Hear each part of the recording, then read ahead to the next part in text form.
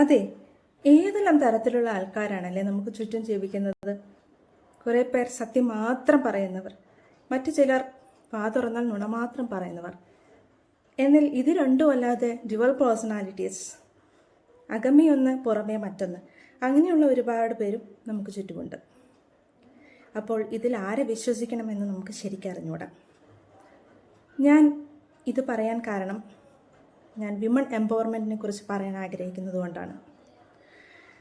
അപ്പം ഇതിൽ ഈ പറഞ്ഞ dual personalities, they are very loud advocates of women empowerment and women employment outside their homes, but they are entirely against it inside their homes.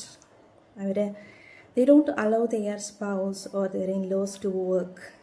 അങ്ങനെ ഒരുപാട് പേരുണ്ട്. So എങ്കിൽ കൂടി ഇവർ once they allow their in-laws or their spouse to work, in that case those women will be completely exhausted because no one support them at their homes. അപ്പം they have to do the entire works at their home. They have to take care of their kids. At the same time, they have to balance their work along with this. അങ്ങനെയുള്ള ഒരു സിറ്റുവേഷനിൽ such women would be completely exhausted. ഇങ്ങനെയുള്ള ഒരു സാഹചര്യത്തിലാണ് doctor Vasuki IASൻ്റെ speech വളരെ പ്രശംസനീയമായിട്ട് പറയേണ്ടത്. She said it like, women empowerment starts from home.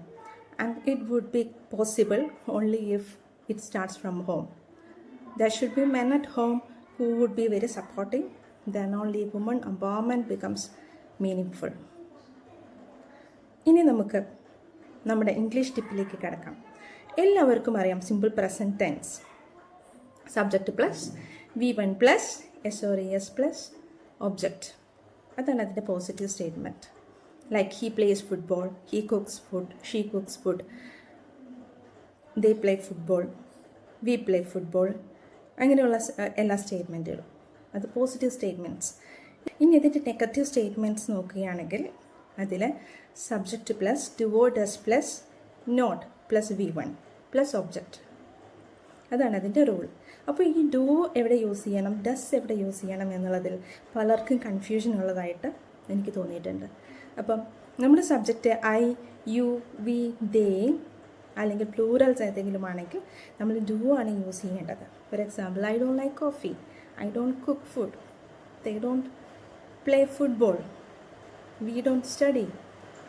അങ്ങനെയാണ്. അപ്പം ഐ, യു, വി, ദേ അല്ലെങ്കിൽ പ്ലൂറൽസ് ഉള്ളപ്പം ഡു നോട്ട് ആണ് യൂസ് ചെയ്യേണ്ടത്. അറ്റ് ദ സെയിം ടൈം നമ്മുടെ സബ്ജക്റ്റ് ഹി, ഷീ, ഇറ്റ് സിംഗുലേഴ്സ് ഏതെങ്കിലും ആണെങ്കിൽ നമ്മൾ ഡസൻ്റാണ് യൂസ് ചെയ്യേണ്ടത്. For example, he doesn't like coffee, she doesn't like coffee, she doesn't cook food, it doesn't look beautiful. അങ്ങനെ.